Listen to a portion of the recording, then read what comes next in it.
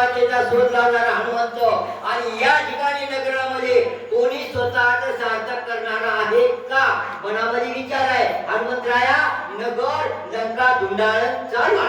वसती नगरी त्यांच्या निवासाची थोरी निज निर्धारी अवधारा एक राक्षस लंके माझारी रुद्राक्ष माळा गळाशिरी. अशा प्रकारे लंकेमध्ये धुंडाळण हनुमंतराया गेले. ते एक असणारा वयोवृद्ध दाढी वाढलेली अशी पांढरी टोपी घातली गळ्यामध्ये माळा आणि भला आवाढवे राक्षस आणि त्या ठिकाणी माळा घेऊन सगळ्यात जप करत होता.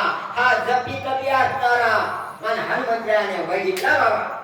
दान अन्न देऊनी भूतांशी कापाये वस्त्रे एक संन्यासी दृष्टी देखिल्या मनुष्याशी साक्षी पेशी गिळीते.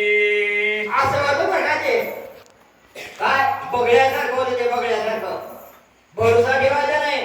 दाढी वाढी म्हणजे काय काय कुठला काय विद्वान साधू संत महात्मा झाला नाही असा तो काय करायचा. त्यामध्ये हातामध्ये माळा भरपूर वाटलं मला पाहिजे ना. फसलो मी बऱ्याच ठिकाणी फसतोय मी.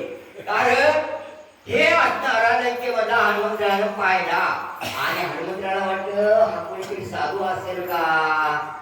दाढी पिढी दिसायची पांढरी शिपत पण नव्हता. त्या ठिकाणी साधूचा वेश घेऊन हा बाबा तिकडून कोणी माणूस आलं. बाबा हा मला वस्त्र दान देता